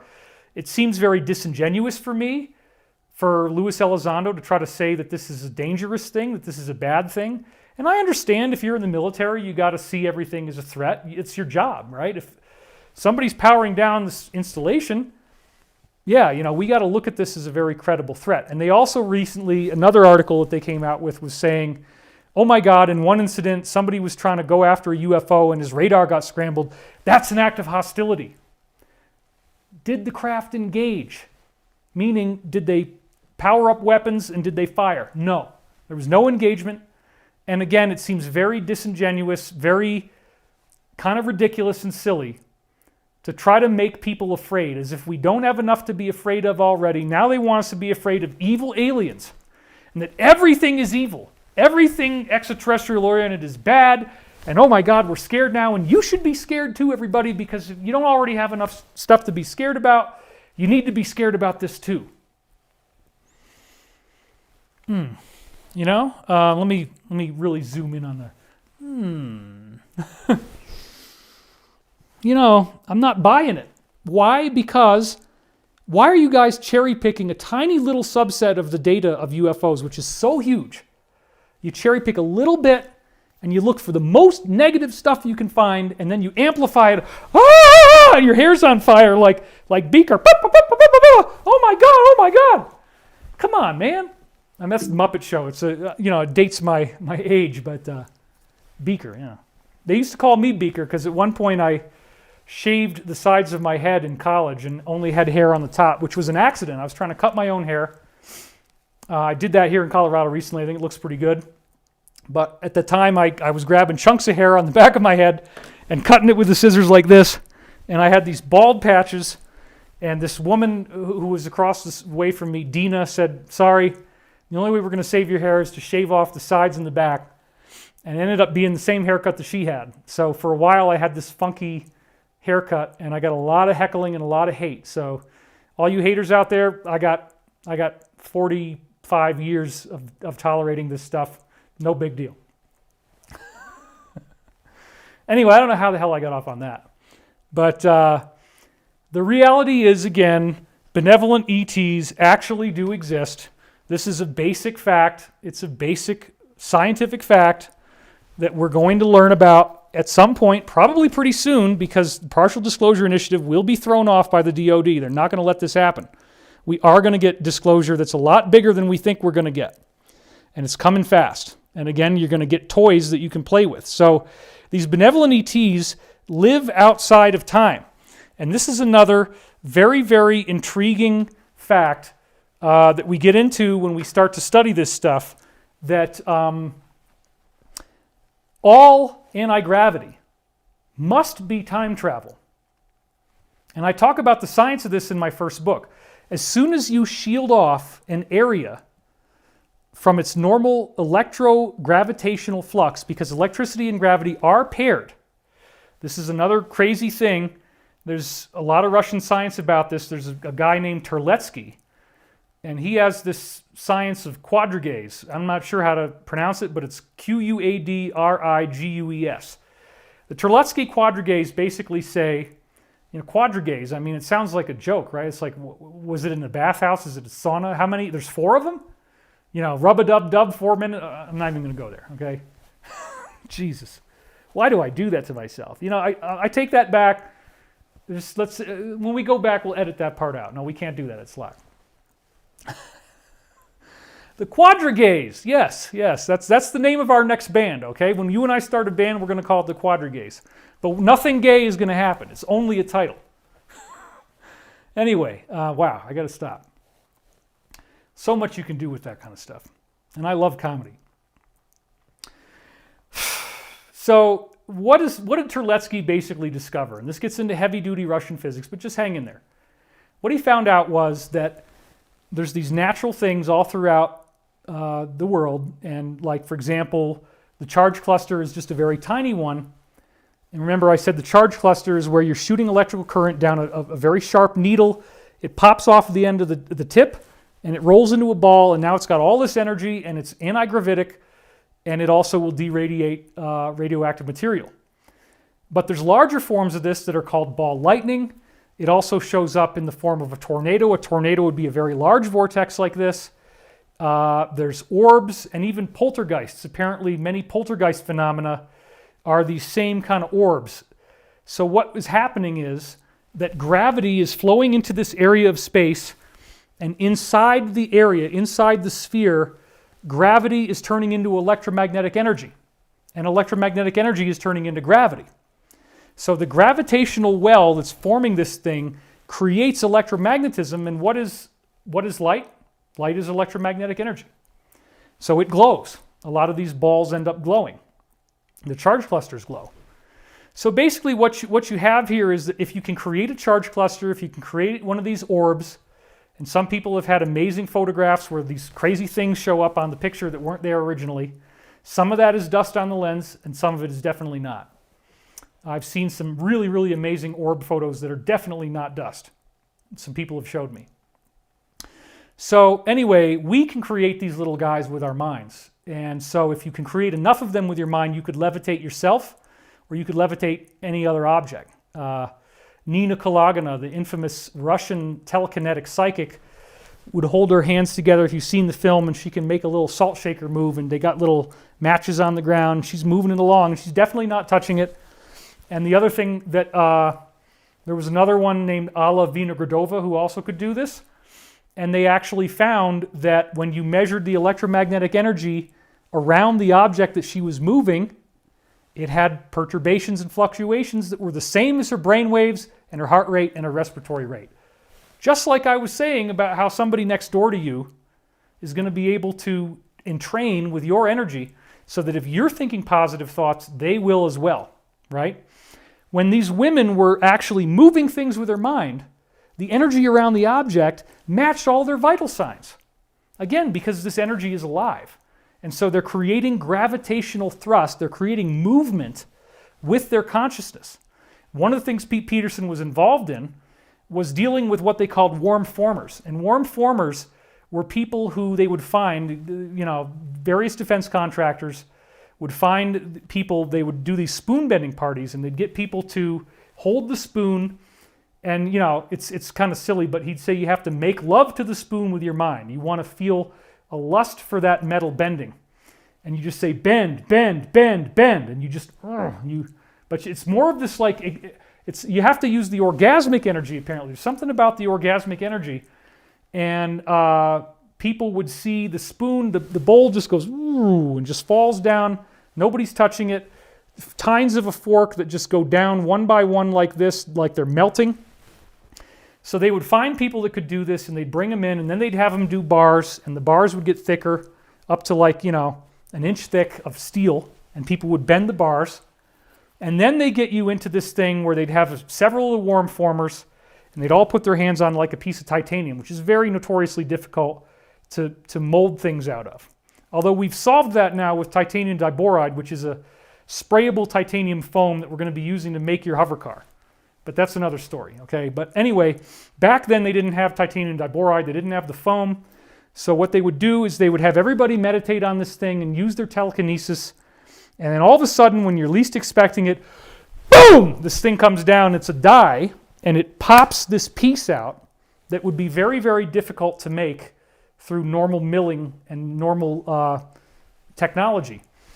And everybody gets scared when it happens and they take their hands off, but now they've got this piece, and it's much, much cheaper to have people warm form the titanium and have it form that way as opposed to trying to mill it and trying to grind it down. It's very, very difficult, much more expensive. So the warm formers were cheaper. This is the kind of stuff that you get when you hang out with me, okay? It gets really weird really fast. But again, if you can make charge clusters in your mind, if your pineal gland is actually also going to generate charge clusters, which I believe it does. Remember I said it fires up, right? There's this energy it gets all going really fast, and you can actually feel it when you're meditating. At that point, you might be able to start generating a small amount of usually invisible charge clusters that will come out of your hands, and you can move things with your mind. The best way to do this is you take a wine cork from a wine bottle, you stick a needle in it, and then you fold a square piece of paper about this big into a pyramid. So it's like a nice little pyramid, and you leave it on top of the needle, and you don't want to breathe on it, of course, you don't want to cheat, but you hold your hands out like this, and then you again, in your mind, you make love to the paper. It's that erotic energy that's very important to do this. It's the energy of life, it's the energy of vitality. And if you try this, you might actually be able to get the paper to move.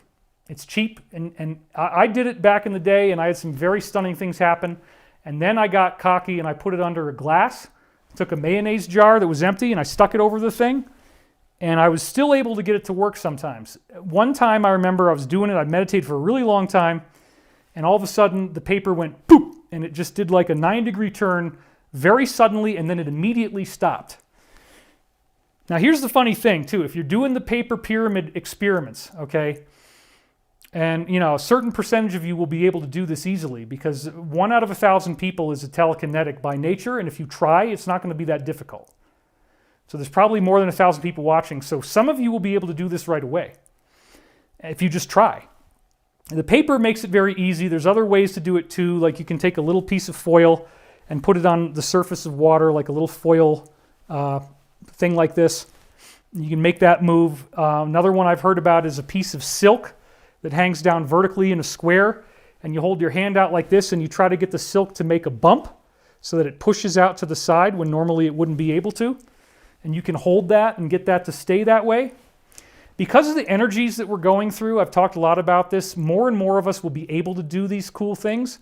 And I can honestly say that once you get that little paper pyramid to move, now you're in a different realm, because what will happen is you go, oh my God, it's moving, I'm so excited, and then it stops. You have to get to a point that you don't really care. You have to get to a point where it's not a big deal that this thing is moving.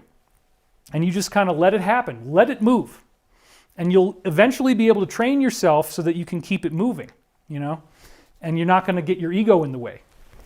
So anyway, now we don't need to do that because of titanium diboride, which is a sprayable foam that's very lightweight. It has the hardness of titanium. And there's also a lot of cool 3D printing technology. There's a basalt composite that we're going to be using where it's extremely strong and it's just made out of stone. And it's also very, very, very lightweight. So there's lots of cool technology that's coming our way. So let's go back to the slides now. Oops, now that's not what I wanted to do. Okay, so yeah, the benevolent ETs live outside of time. We were talking about that. And they've also generated ancient monuments and these ancient prophecies about the so-called ascension, which is one of my favorite topics of all.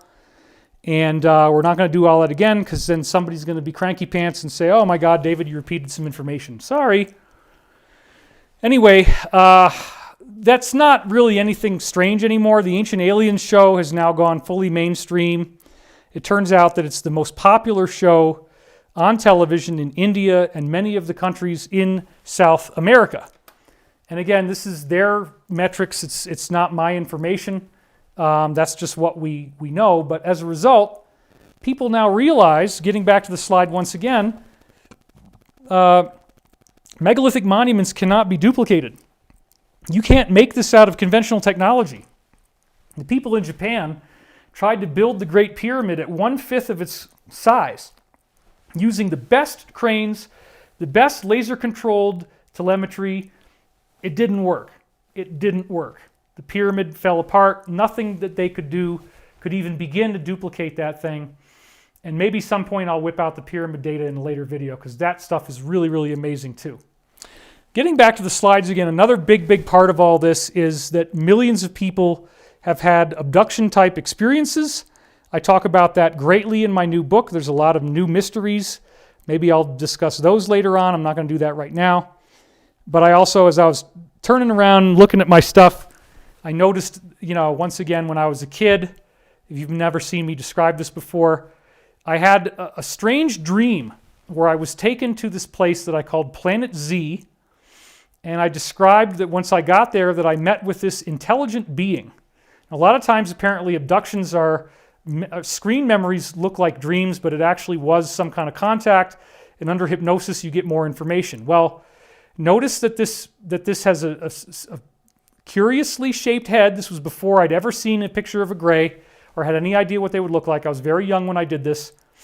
And notice also that he has these interesting vertical slit pupils. So, and then the part that you don't see is that I drew this mouth in the middle of his chest just because I kind of felt this being was terrifying and horrifying. So I drew this big mouth in the middle of his chest, like in the movie The Thing, when the guy's getting his heart jumped and all of a sudden his whole chest opens up and bites the guy's arms off. I had seen that as a kid. It traumatized me greatly.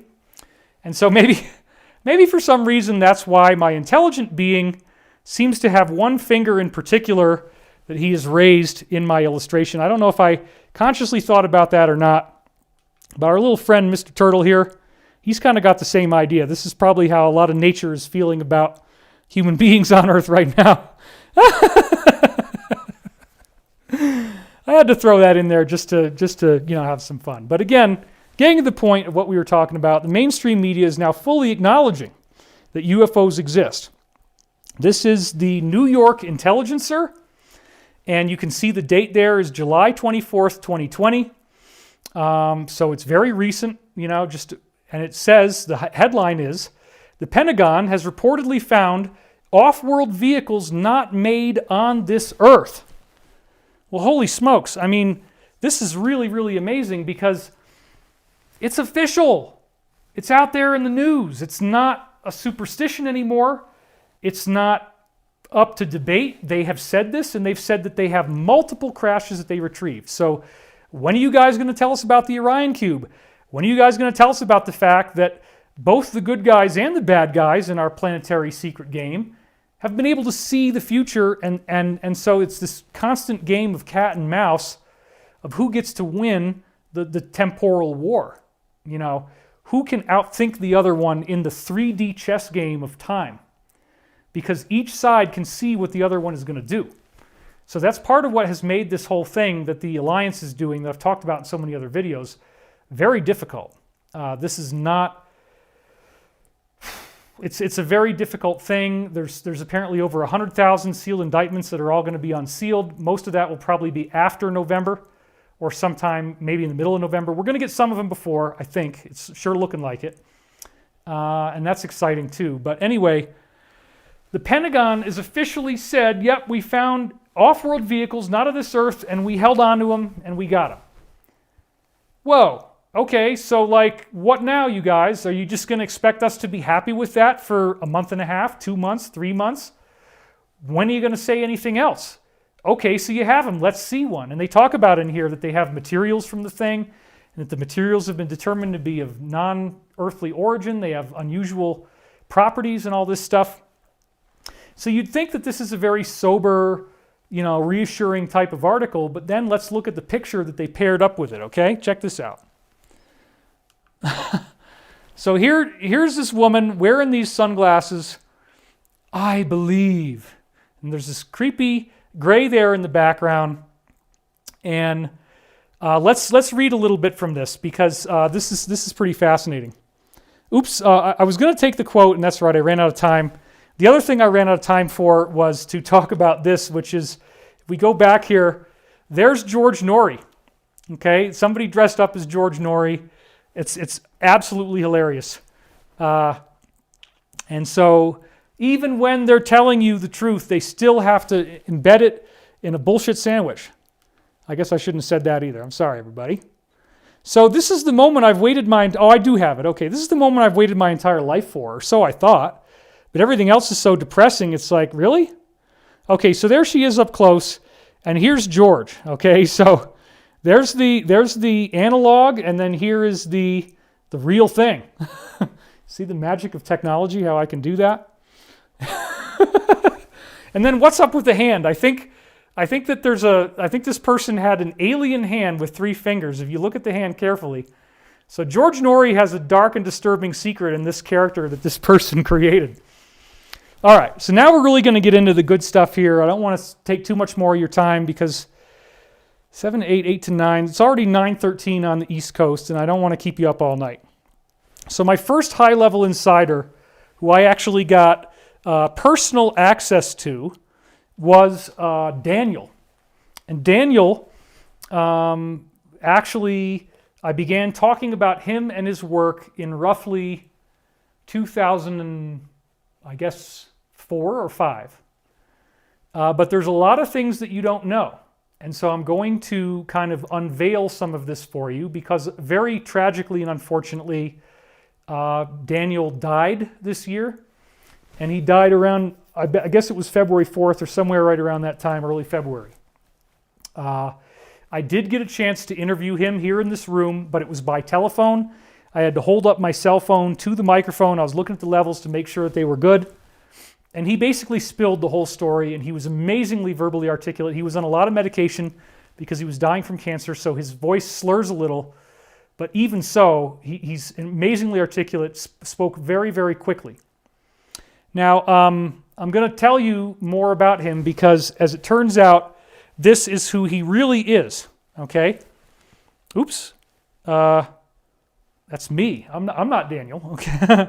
How do I do this? Okay, let's see. Yep, I got to hit that button. His real name is Dr. Bruce Perrett. And here he is later in his life when he was working as a security guard. Now, he never, ever allowed me to take a picture of him.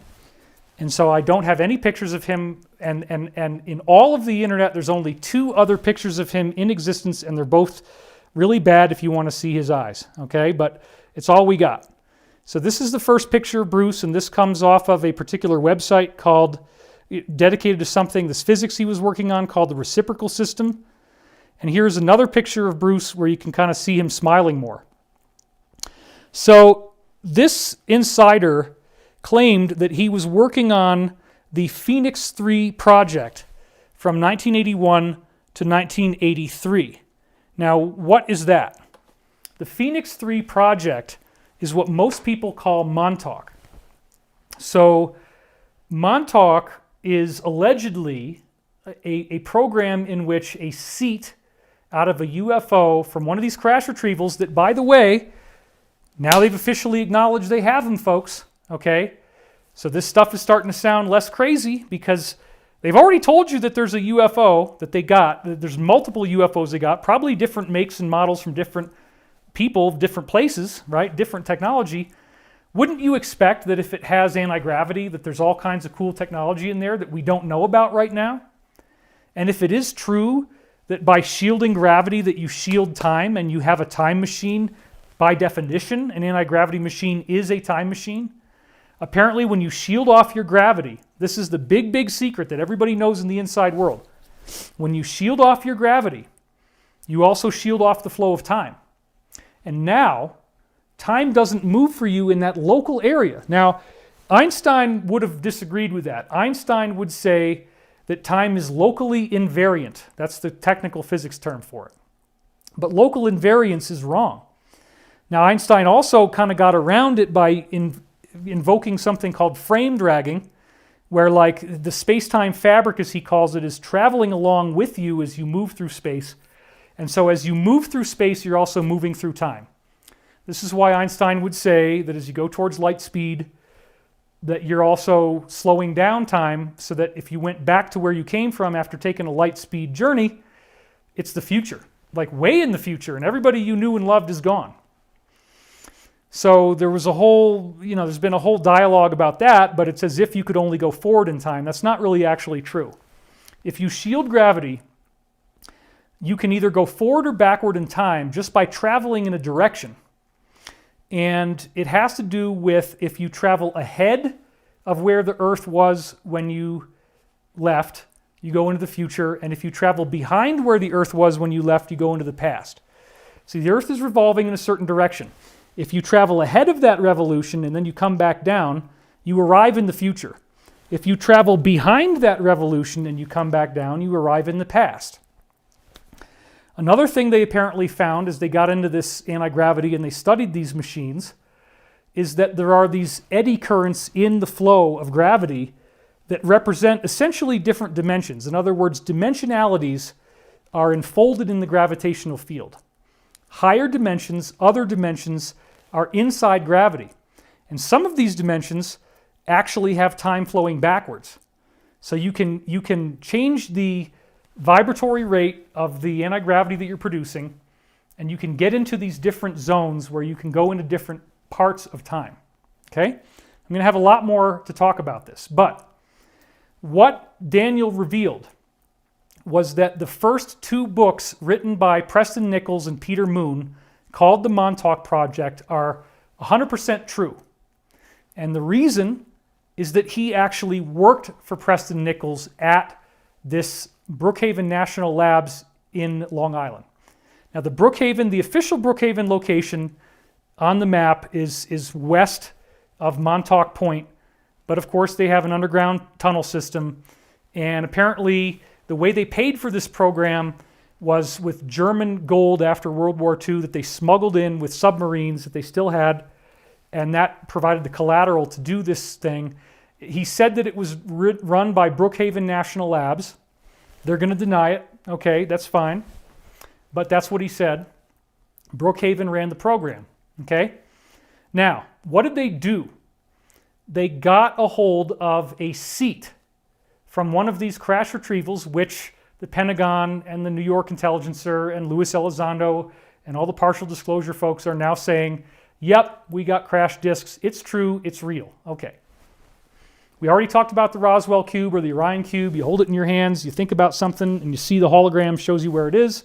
And then a wormhole opens up in front of your ship. You fly through it and you go to that place. Now, Bruce, his real name is Bruce, or Daniel, we can call him either one. Bruce actually was hired there in 1981, and he didn't know what the hell was going on for a long time. It was very compartmentalized. So what happened was they handed him a series of waveforms, and they wanted him to build a computer that would generate the exact same sequence of waves at the same rate and frequency. And there's apparently like 200 waves. Well, eventually, he got to see that there was this big bundle about this big of fiber optic cables coming through the wall, and each of the fiber optic cables had a different one of these waves on it. Well, eventually, he was allowed to go into the room where the fiber optic cables were coming from, and they were all connected to a seat that looked very futuristic, and they told him that it came from a crashed extraterrestrial recovered disk. But that was later in the program. It turns out that all you have to do is have a person sit in the chair and then blank out their mind, and they had a whole elaborate protocol that they taught people how to do this, okay? Their name for it is the quiet point.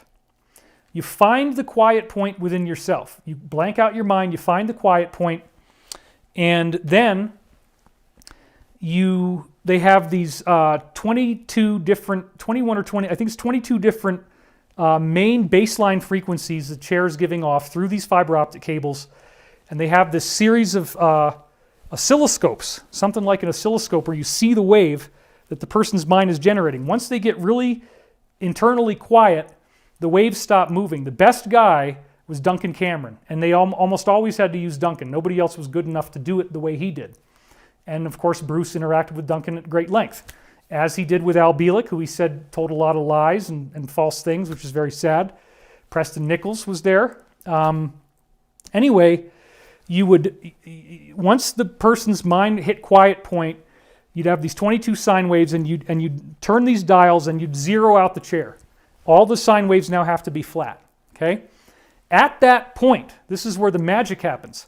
Once you calibrate the chair for the operator, if they think about a particular place, a portal opens up that will take you to that place. And if they think about a particular place and time, the portal will take you to that place and time, which is exactly the same function that the chair would have when it was in the UFO. It was a time machine. All UFOs are time machines by definition. If you shield gravity, you have a time machine, period. So there's some really, really cool stuff to talk about with all that. The original German secret space program was codenamed Kronos because the Die Glocke, or the bell, the little crafts they were making, they realized that when they used them that they were traveling through time. It becomes very obvious very quickly that you get a time slip by shielding off your gravity. So again, this sounds like it's very difficult to understand, but the physics of time travel nonetheless are true and real, and the technology works, and they've been using it for a really long time. So the plan, we're jumping way ahead now, but the plan, if you know the code name or the pro word, the plan, if you've heard me talk about that, that's the idea from the 1950s of how the mass arrests will happen and how we get our planet back. That apparently has been transmitted from our own future, where we in the military-industrial complex, we humans on Earth, however it was done, have been sending this thing back in time, the plans on how to do this, through these very, very unique quantum correlated devices, or QCDs, as I'm choosing to call them, the QCD. We're going to get more into that. Okay, so let's get into the Bruce story. The real story is that I was at L&L Research, and I was staying there with Jim McCarty and Carla Rucker, the people who did the Law of One, okay? And I'd lived there since March of 2003, I guess, or maybe February, because there was an event called the Homecoming. No, it was earlier than that, because the Homecoming event was in January, and so I actually basically didn't leave. I did the Homecoming, I went back to Virginia Beach, I packed up all my stuff, and I moved to Louisville, Kentucky. And I moved in with Jim and Carla, and I lived there for like a year, almost 2 years. Bruce showed up in December, and that's where, and he knew that the Law of One was the only thing that he'd ever read that seemed to articulate what he had learned in these programs. So that's where he first told me that he worked at Montauk, and I literally laughed in his face. I said, Montauk is BS, and I didn't say it that way. I laughed in his face, a big belly laugh. I worked for Preston Nichols, it's true, you can laugh if you want to, but that was real, that book is real. I said, oh, come on, man, come on. But it was only because he spent so much time talking to me about it that within about an hour of our first conversation, I'm like, wait a minute, this is way too weird, it's way too specific, he's got way too many details, and again, he's never sought publicity, he never said his real name, he never said that he was the same guy as Montauk Daniel. I mean, I guess if you really, really dug around for it, a couple people online apparently found it, his identity, but it was not anything he wanted me to talk about. He wouldn't let me photograph him. He wouldn't let me film him. And even before he died, I wanted to go out there and film him, and I was only able to get a telephone interview before he passed from cancer. And I know why he passed from cancer, because when he lived with me, he cooked Spam all the time. He fried Spam. It smelled so bad. But that's another story. He didn't really have the most healthy lifestyle. A lot of these insiders get very damaged by what they've been through. So he was working at this place, and they're handing him these graphs, and they're saying, can you build a computer that makes these wavelengths? So at first, he did it digitally, but it didn't work. And they just said, no, we're not getting the results we need. And at a certain point, what they eventually found out was that when you have a digital graph, it's always going to be like a stairwell. It goes in stair-step patterns. So you have the wave is actually going to look like this on a big level, but then on a tiny level, it's going like this. 90-degree turns, because it's either a 1 or a 0. So they brought him in and they started to tell him some things after he'd already been figuring out what was going on, because even before that, he was in the cafeteria and you would literally see this kind of shimmery thing. It looks like the mirage coming off of a road, and the shimmery thing is a portal, and there will be a totally different place on the other side. So one of the problems they had in the beginning with the chair is that they couldn't stabilize where the portal would appear. And so there were people that were not on a need-to-know basis, and they were in the cafeteria, and then Bruce started to notice that guys would just pick up their trays and walk over and walk away from the portal and then keep talking like nothing happened. The first way that he started to figure out what was going on is the janitor. It turns out that people were hanging out with the janitor, talking to the janitor at Montauk Point and at Brookhaven, because the two, again, were interconnected.